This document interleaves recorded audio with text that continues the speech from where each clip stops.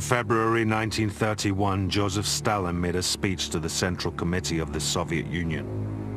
In it, he warned, Russia must overtake the advanced capitalist countries in just 10 years. Or, I swear to you, those capitalist countries will destroy us. 10 years later, in 1941, Nazi Germany invaded Russia. In a lightning strike, the German army swept east with a speed that made Soviet collapse seem certain. But then, with German tanks just 10 miles from Moscow, the Red Army began slowly to push back.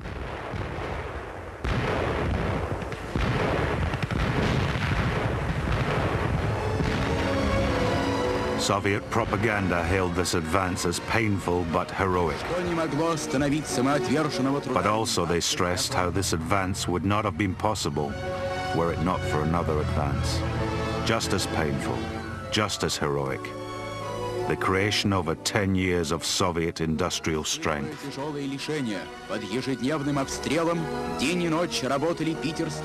In just 10 years, a backward peasant society had been transformed under Stalin's orders, modernized, industrialized, to face the capitalist threat. As an American observer recalled, what had been won seemed nothing less than a battle of iron and steel. For 10 years, the Soviet Union's been at war. The Soviet people sweating, shedding blood and tears. People were wounded and killed. Women and children froze to death. Thousands were court-martialed and shot. I'd wager the battle of iron and steel alone caused more casualties than any battle in this present war so far.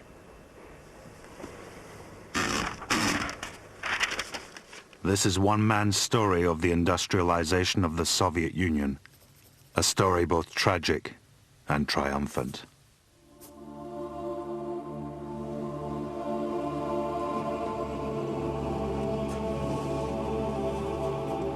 This rather dull photograph taken in 1925 shows an expanse of barren land 70 miles east of the Ural Mountains. It's a tough, unforgiving landscape. Winters here can last 9 months. For hundreds of years, the only people who worked this land were roving shepherds, the Bashkirs and Kirgizi. But under their feet were iron deposits so rich they swung compass needles off-center. They gave the place its name, Magnitogorsk.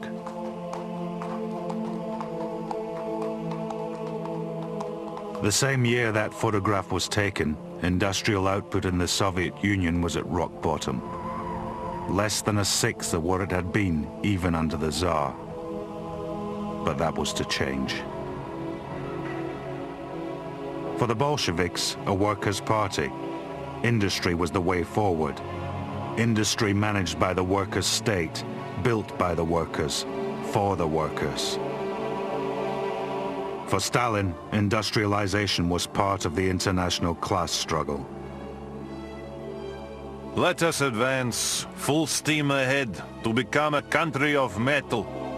And when we've put the USSR on a motor car and a peasant on a tractor, then let these much-admired capitalists try to overtake us. We'll see then which countries may be called backwards and which advanced.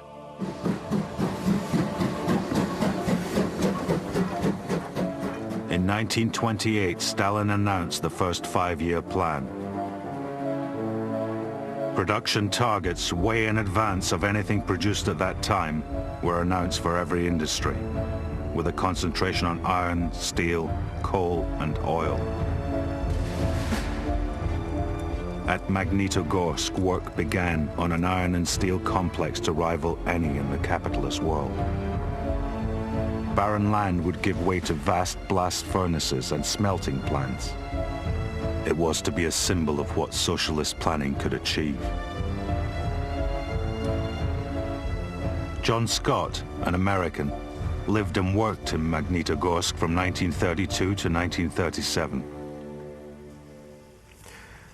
I went to Russia because it seemed to me here was a society at least one step ahead of my own. When I left college, America was in depression. There were no jobs to be had, few opportunities for young energy and enthusiasm. Whereas from what I'd heard, Soviet Russia was something new, a society under construction. No unemployment, rather they were crying out for workers. So I went, turned up in Moscow, told them I trained as a welder.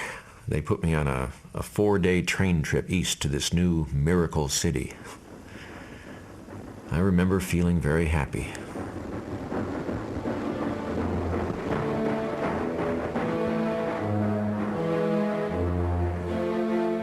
What Scott found in Magnitogorsk was a world very different to the one he'd imagined. The city was no more than a disorganized building site, without roads or sewage pipes. Housing was just makeshift barracks. Food was scarce, and without enough wood or coal to go round, the cold was terrible. Scott's book describes the daily routine. The 2-mile walk to the blast furnace at minus 35 degrees. Equipment frozen. Wooden scaffolding covered in an inch of ice. It was hard, dangerous work.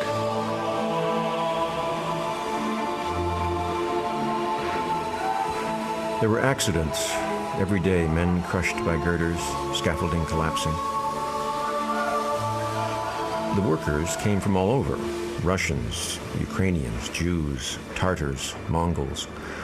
Mostly just peasants, their whole lives stuck on some beetroot patch, and now, here they were punching rivets into sheets of freezing metal. Not surprisingly, they underestimated the danger. Fire! What is it?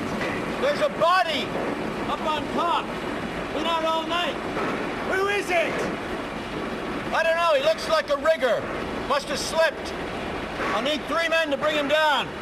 They're just plow boys! They don't think! Stupid peasants! We'll pick it up then! Sometimes you'd get angry. You'd spit out, why couldn't we have more light or more lumber to make the scaffolding safe? They'd look at you like you were some soft Westerner. Anyway, what could anyone do? There was no light because someone had jacked up the voltage so high the bulbs kept blowing. Lumber, they just chopped up for firewood. You could be shot, of course, for stealing government property, but it kept our hands warm.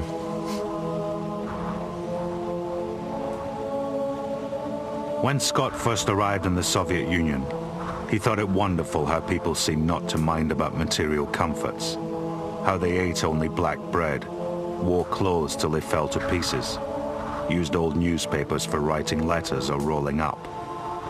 It didn't take him long to realize the obvious.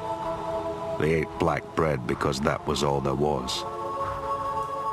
In the one surviving photograph of Scott and his work gang, Scott is the only man smiling. And yet, if Scott's to be believed, the picture of hardship in these faces tells only half the story. Because behind that hardship, Scott found a purpose in Magnitogorsk that left him amazed. I couldn't say how many suffered that hardship willingly. Some had come because they had no choice. They needed work. But others came, I mean this, with a burning enthusiasm, wanting to take part. My roommate was a young Russian called Kolya. We had the best room in the barrack because he was the foreman on my shift. His enthusiasm, right from the first day I arrived, it was infectious. I mean, where you come from, they build big. Yes? Yes. American iron and steel, biggest in the world, yes? Yeah. Yes, well, here we'll build bigger. Except the difference is, in America, who takes the profit? The bosses. Capitalist parasites, What I build for myself. Every rivet in this plant, we all have a share. If some damn fool rigger freezes to death for some capitalist's profit, that makes me angry. If some damn fool rigger freezes to death for me and for you, for every Soviet man and woman and child, then that, my American friend, makes me very proud. On the shift, you'd see people staring up at what we'd built. There was one man, his name was Kaibulin. He was a shepherd from Kazakhstan. 1 year earlier, he'd never seen a staircase. He'd never seen a train. He'd never seen a light bulb. And now here he was building the biggest blast furnace in the world. And it was his. As much as anyone's, it was his.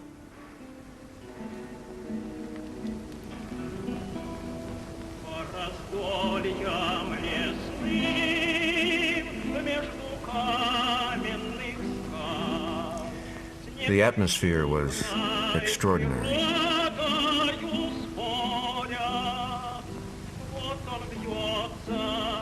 There was a room in every barrack called the Red Corner. Newspapers on the wall, banners, pictures of Lenin and Stalin. A library. Ours had over 200 books. 6 o'clock every night, the whole barrack, men and women, met there with guitars and balalaikas, and they'd sing workers' revolutionary songs, folk tunes, love songs. And then we'd talk. First maybe grumbles, why is the bread ration cut? Why is there so little sugar? But then someone would explain the party line, how one day the Soviet Union wouldn't have to export its sugar anymore, how one day there'll be enough for all. And people would listen and accept, because for all the hardship, there was a wonderful optimism that tomorrow would be better. And that somehow made it all worthwhile.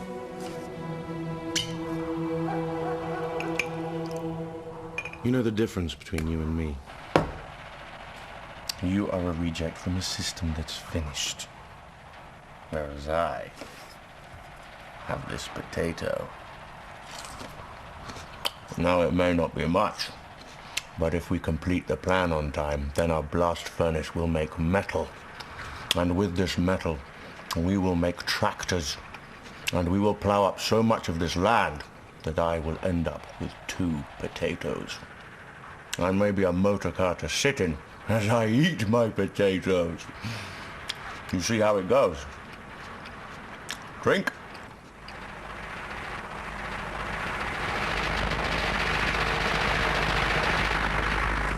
And so, at least for some, the hard work of Magnitogorsk was balanced with a real sense of purpose. Still, it was chaotic. The 5-year plan set ludicrous, unrealistic targets. But under that pressure, despite the temptation to fudge the figures, real advances were made. In 1935, the blast furnaces were ready. Magnitogorsk moved from construction to production.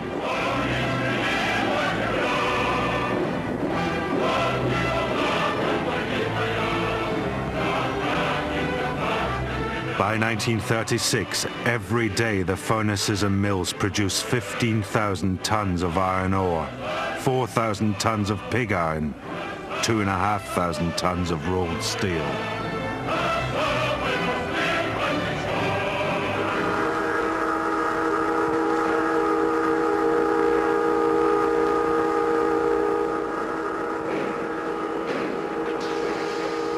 Meanwhile, the dirty building site of the early 30s became a healthy and reasonably comfortable city. There were still barrack blocks, but plastered now and whitewashed. There were cinemas and theaters, a streetcar, and stores with goods in reasonable quantities at reasonable prices. As Scott put it, it was no longer necessary to steal in order to live. I got married about that time. A Russian woman, Masha. She was born a peasant. She could remember the famine of the Civil War years. Now she felt the world was at her feet. You can't do that. You've already moved. I can. I haven't put mine down. She'd trained as a teacher. She'd learned the piano, how to play chess. I remember reading a speech of Stalin's one time, how he said, "Life has become better and more joyful." For us, yes, I believe it was true.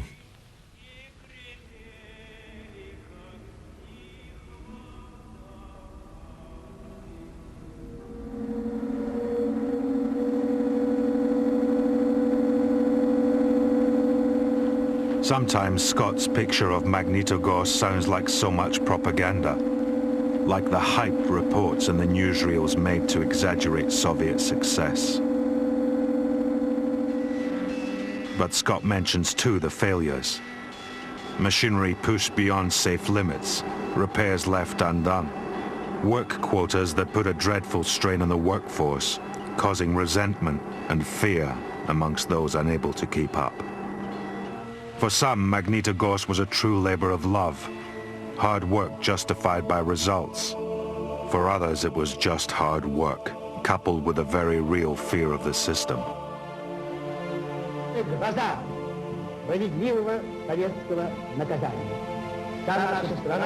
From the mid-1930s onwards, that fear grew stronger. In Moscow, Stalin was holding show trials to kill off his old rivals. The prosecutor in the trials, Vyshinsky, urged the court to shoot like dogs the spies and traitors who betray our motherland. Propaganda encouraged people to denounce anyone slowing down the great Soviet advance. Those that set record targets were rewarded. But those that made mistakes stood accused as saboteurs, wreckers, enemies of the people. What do you mean, clumsy? Clumsy's when you fall and break your stupid nose! When you break Soviet property, it's not clumsy! Guard! Guard! Were the people prepared to wreck the works? Some, certainly. Some had good cause. In Magnitogorsk, as elsewhere, there were prisoners, slave laborers forced to work against their will.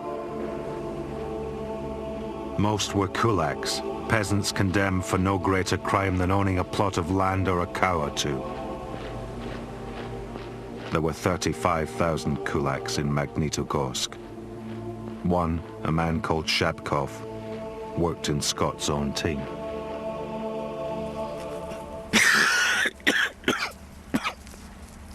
Kulak smoke? They brought us in closed boxcars. 12 days, sucking air through a chink in the wood. Standing in our own excrement like cattle. When we arrived, the army had fixed bayonets.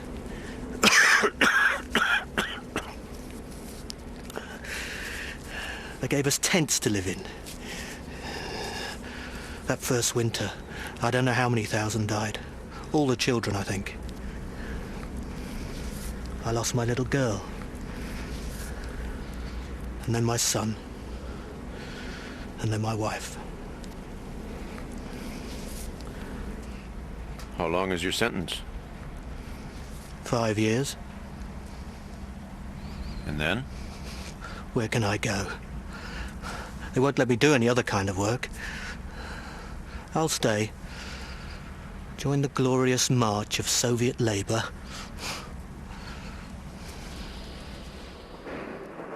Scott describes 2 cases of kulaks guilty of wrecking.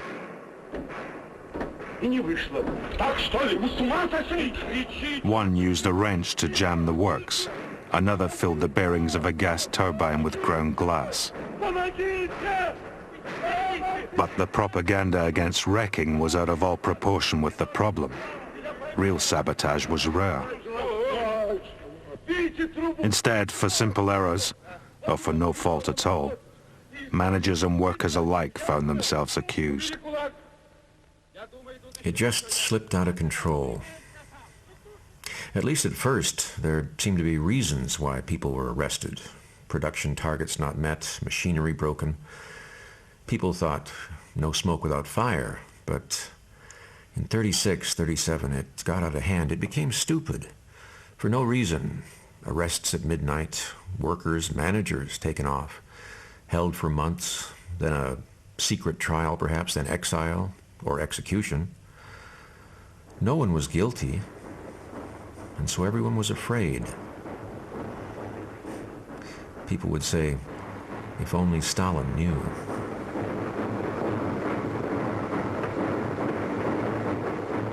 Eventually, John Scott himself was forced to leave Magnitogorsk. It was Kolya that broke the news. It's nothing against you, you understand. But we can't have foreigners here anymore.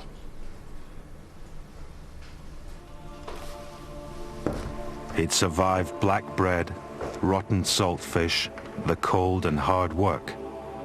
But he'd not survived the purge. He left with Masha in 1939, disillusioned, but still amazed at the scale of what they'd achieved. His years in Magnitogorsk he described as the most productive of his life.